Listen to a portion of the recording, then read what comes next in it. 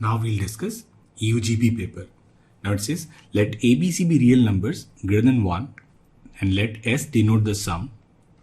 S equals log BC base A plus log CA base B plus log AB base C.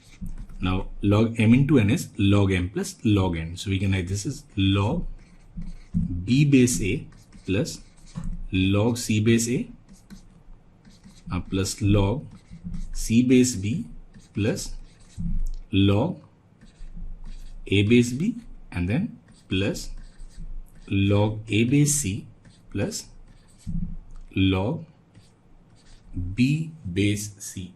Now since all these numbers they are greater than 1, all these numbers they are positive numbers, and if numbers are positive we can use AM and GM. So if we take their arithmetic mean will be log B base A plus log C base A plus log C base B plus log A base B plus log A base C plus log B base C upon 6.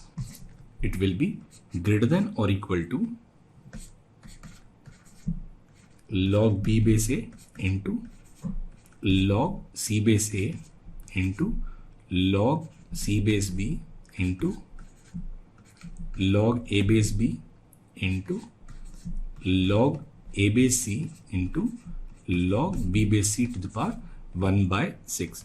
Now we know that log B base A into log A base B, it is 1. So this log B base A and log A base B, this value it is 1. In the same way, log C base A and log A base C will be 1, and this log C base B into log B base C will also be 1. So this right hand side it is 1.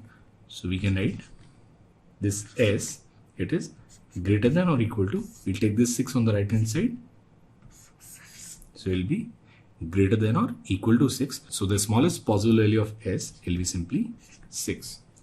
Now here the question is, for x greater than or equal to 0, we have defined fx as 1 upon x plus 2 cos x. Now we have to determine the range of this function when x is greater than or equal to 0. Now if we find f dash x will be minus 1 upon x plus 2 cos x whole square into 1 minus 2 sin x, it is equal to 0. That is when the value of sin x is 1 by 2. Now value of sin x is 1 by 2 when the value of x is n pi plus minus 1 to the power n into pi by 6. So if we take the values from 0 to 2 pi, it will be 1 by 2 at pi by 6 and at 5 pi by 6. Now this is negative, it is positive, it is negative. So if we find value at 0, f0, it will be simply 1 by 2 f pi by 6. F pi by 6 will be 1 upon pi by 6 plus cos pi by 6, and cos pi by 6 is simply root 3 f 5 pi by 6. F 5 pi by 6 will be 1 upon 5 pi by 6 minus root 3, which will be 6 upon 5 pi minus 6 root 3. So if we draw an approximate graph at 0, this value is 1 by 2, and then this function it decreases to 1 upon pi by 6 plus root 3, and then at 5 pi by 6 it increases to 6 upon 5 pi minus 6 root 3, which is nearly 1.13. So you'll take this value 1.13, and thereafter it will again decrease. Now this value will keep oscillating, and when x tends to infinite, value of this function will be simply 0. Now since it is a continuous function, it will take all the values between 0 and 6 upon 5 pi minus 6 root 3. Now there will be other points of maximas and minimas. Say for example 2 pi plus pi by 6 and 2 pi plus 5 pi by 6. But for all those points, as the value of x increases, this maximum value, it will be less than this 6 upon 5 pi minus 6 root 3. So this value is absolute maximum value. Therefore, range of this function will be from 0 to 6 upon 5 pi minus 6 root 3, 0 not included, and 6 upon 5 pi minus 6 root 3 included. Now question number 3 is, let this function f be defined from R to R such that mod of f x plus y minus f x minus y is always less than or equal to y square. Now we need to show that fx is x by 2 plus c, where c is a constant. Now what we'll do is we'll try and rearrange this functional equation. So we'll let this x plus y as some t plus h and x minus y as t. Now we subtract the second from first, we'll get y as h by 2. So we can write this as mod of f t plus h minus ft minus h by 2, and will be less than or equal to h square by 4. Now mod x is less than a, then x lies between minus a and plus a. So we can write minus h square by 4. It is less than or equal to f t plus h minus ft minus h by 2, and will be less than or equal to h square by 4. Now we'll add h by 2. So we can write h by 2 minus h square by 4 will be less than f t plus h minus ft, and will be h by 2 minus h square by 4. Now we'll divide everything with the h, and we'll take this limit h tends to 0. Now this value, it is 1 by 2. Now this is nothing but this is f dash t, and this limit, it is also 1 by 2. So from here we can say this f dash t, it is 1 by 2. Now we integrate this function, we write ft as 1 by 2 plus c, or we can write this function fx will be simply x by 2 plus c, where c is a constant. And this is how we solve such questions. Now question number 4 is, in a badminton singles tournament, each player played against all the other exactly once, and each game had a winner. After all the games, each player listed the names of all the players she defeated, as well as the names of all the players defeated by the players defeated by her. For instance, if A defeats B and B defeats C, then in the list of A, both B and C, they'll be included. Now we have to prove that at least one player listed the name of all other players. Now we'll prove this question using contradiction. So what we'll assume is, let no player has the names of all other players in her list. Now suppose players are P1, P2, P3 and Pn. Now if no player has the name of all players in her list, then there will be some player who will have maximum number of names in the list. And let us say that player is P1. So let P1 has maximum names in the list. Now this P1, it has maximum names, but it doesn't have all the names. Now suppose Pn is not included in the list of P1. So P1, it has players, say P2, P3 and Pk, but it doesn't have Pn. Now since Pn, it is not included in the list of P1, then this Pn, it is undefeated by P1, and then it is also undefeated by any player in the list of P1. So that means Pn has more names in the list than P1, which is a contradiction. That means from contradiction we can say that at least one player listed the name of all other players. Now question number 5 is, let AD be a diameter of a circle of radius r and let BC be the points on semicircle such that AB equals BC equals r by 2. Determine the ratio of length of the chord CD to this radius. So we have this circle whose diameter is AD, radius is r, and then there are 2 points B and C such that AB is equal to BC. So this is AB and this is BC. Now this AB is r by 2 and this BC is also r by 2. We need to find ratio of length of the chord CD to the radius. Now suppose this angle is theta, this angle is also theta, and this angle will be pi minus 2 theta. Now this is r, and this is also r.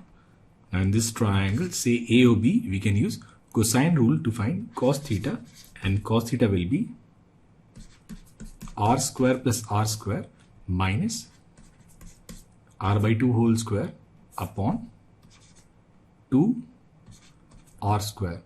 So it will be 2 minus 1 by 4 r square upon 2 r square. So this r square will cancel. So it will be 8 minus 1, 7 by 8. So value of cos theta is 7 by 8. Now if we use cosine rule in this triangle COD, we can write cos pi minus 2 theta, it will be r square plus r square minus CD square upon 2 r square.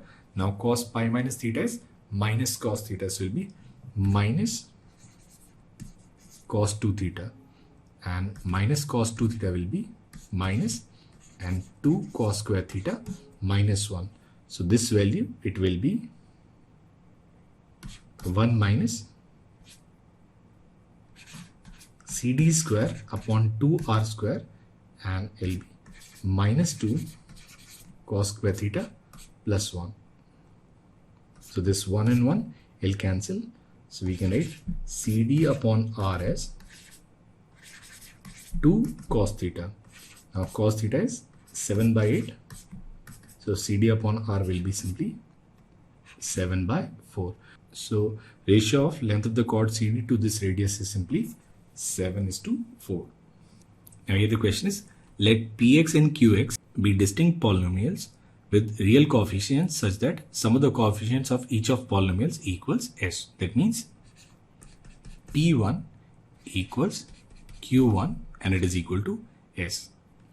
Now if Px cube minus Qx cube, it is Px cube minus Qx cube, then prove the following. And the first one is Px minus Qx equals x minus 1 to the power a rx for some integer a greater than or equal to 1 and a polynomial rx with r1 unequal to 0, and s square is 3 to the power a minus 1 where a is given in first expression.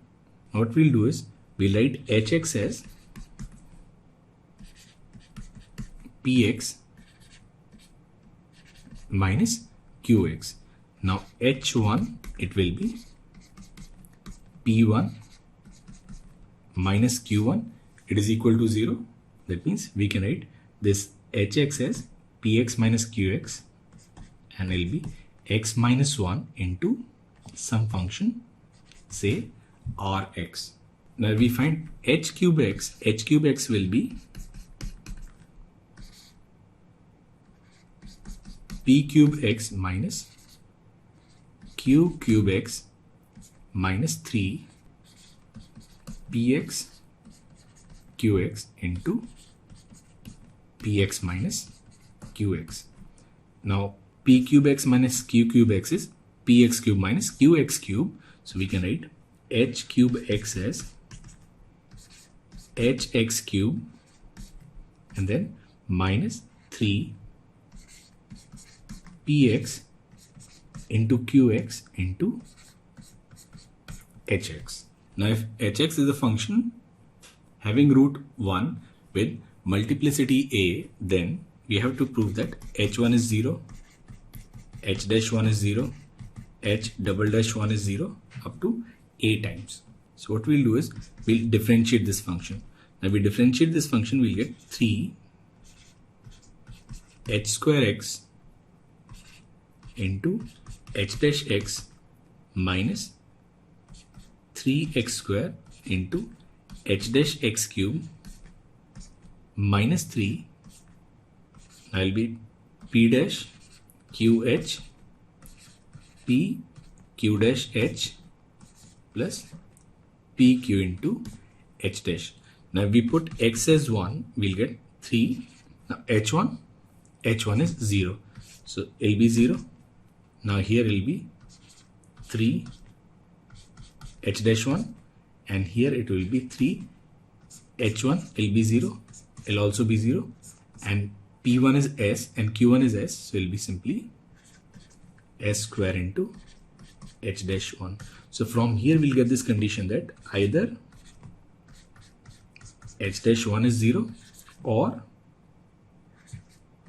s square equals 1. Now if s square is equal to 1 and h dash 1 is unequal to 0, we can write this hx as x minus 1 into rx, and s square will be equal to 1. Now we consider this case when h dash 1 is 0. We'll differentiate this function again. We'll write 3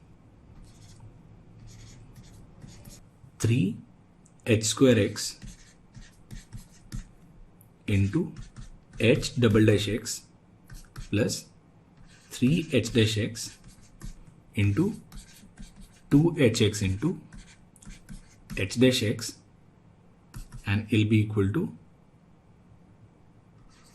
3x square h double dash x cube into 3x square plus 6x into h dash x cube, and here will be p double dash qh p dash q dash h p dash q h dash. Second one will be p dash q dash h p q double dash h and p q dash h dash, and then it will be p dash q h dash p q dash h dash and p q h double dash. Now again if we put x as 1, now h1 is 0, so it will be 0. H dash 1 is also 0, so it will also be 0. So on the left hand side we'll have this 0. Now here it will be 3 square into h double dash 1. Now since h1 is 0 and h dash 1 is 0, this is 0. All these expressions, they'll be 0 except this. So here will be minus 3, and p1 is s and q1 is s, so it will be simply s square into h double dash. So from here we'll get this condition that either h double dash 1 is 0 or s square equals 3. So from here we'll get this condition that either h double dash 1 will be 0 or s square it will be 3. Now if h double dash 1, it is unequal to 0, then in that case hx will be x minus 1 square into rx, where s square equals to 3. Now if we consider h double dash 1 as 0, now we have h1 equals h dash 1 equals double dash 1 equals 0. Then if we differentiate this expression again, then on the left hand side we'll always have h1 or h double dash 1, which is 0. So left hand side will be 0. On the right hand side we'll have 3x square into 3x square into 3x square into h triple dash x cube. Now all the other expressions will have h double dash 1, which is 0. So we'll discard all of them. And then here we'll have h dash 1 or h double dash 1, which again is 0. Now here too h1 or h dash 1 will be 0, except for this term, which will be minus 3 pq into h triple dash will be 0. Now if we put x as 1, we'll get 3 cube into h triple dash 1 minus 3 s square into h triple dash 1 equals 0. So from here we'll say either h triple dash 1 is 0 or s square is 3 square. So if h triple dash 1 is unequal to 0, we can write this hx as x minus 1 cube into rx, and this s square equals 3 square. So we get this recursive relation each time. So from this recursive relation we can say that this hx will be x minus 1 to the power a into rx, where s square is 3 to the power of a minus 1, and which is what we need to prove. Now here the question is, let n be a positive integer such that n into n minus 101 is a square of a positive integer, then determine all possible values of n. Now it says n into n minus 101 is square of some positive number, say m square. So we can write n square minus 101n minus m square, it is equal to 0. Now we can write this n as 101 plus minus under root of 101 square plus 4m square upon 2. Now since n is a positive integer, we'll take this plus sign here, and also it is an integer. That means this expression within the square root, which is 101 square plus 4m square, it must be perfect square of some integer, say k. So here k belongs to set of integers.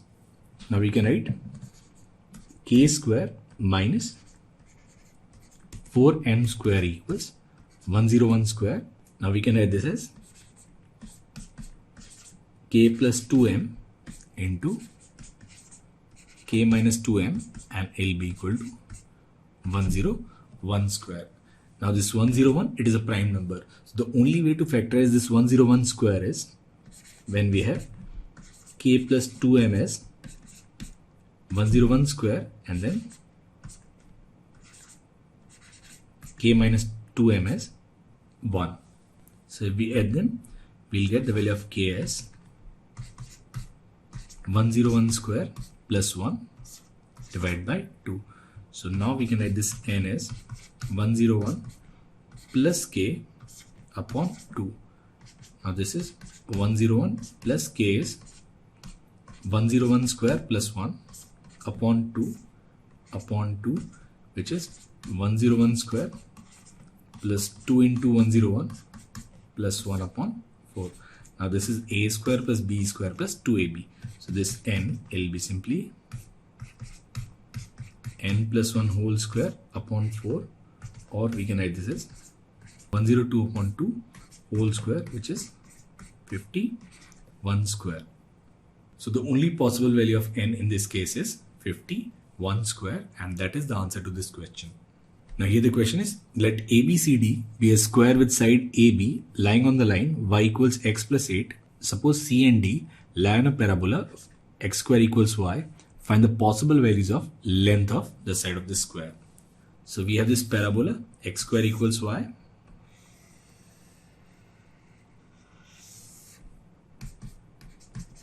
And then we have this line which is y equals x plus 8. Now we have this square where AB, it lies on this line, and then we have CD. Now CD is parallel to AB, so let the equation of CD be y equals x plus c. Now this line, it will intersect parabola at 2 points C and D. So we'll find point of intersection of this line y equals x plus c, and then this parabola which is y equals x square. So we'll put y as x square, we'll write x square minus x minus c equals 0. Now this equation have two real roots. Say x1, so this is x1 comma x1 square, and here it is say x2 comma x2 square. Now sum of roots x1 plus x2 is 1, and product of roots x1 into x2 is minus c. Now we can find difference of roots also. So we find x2 minus x1 will be under root of x1 plus x2 whole square minus 4 x1 into x2. So it will be under root of 1 plus 4c. Now once we have x2 minus x1, we can find length of this side CD. So this CD, it will be under root of x2 minus x1 whole square plus x2 square minus x1 square whole square. Now this is a plus b into a minus b. So we can take x2 minus x1 common, and here it will be 1 plus x1 plus x2 whole square. Now x1 plus x2 is 1, so this value will be root 2, and x2 minus x1 is nothing but under root of 1 plus 4c. So length of the side CD, it is under root 2 under root 1 plus 4c. Now we can also find length of the side AC. Now AC is nothing but distance between these two parallel lines. So this AC, it will be mod of c minus 8 upon root 2. Now since this is a square, both the sides, they must be same. So we can write mod of c minus 8 by root 2. It must be equal to root 2 into under root of 1 plus 4c. Now we square it, we can write c square plus 64 minus 16c, and here will be 4 plus 16c. So it will be c square minus 32c plus 60 equals 0. So it will be 13 to 2. So value of c is either 2 or value of c is 30. Now we need to find length of this square. Now length of this square is mod of c minus 8 by root 2. So length of this side will be 2 minus 8 upon root 2. If c is 2, which is 6 upon root 2, that is 3 root 2, or this length of the side of the square will be 30 minus 8, 22 upon root 2, which is 11 root 2. So there are two answers possible. Either this length is 3 root 2 or it is 11 root 2.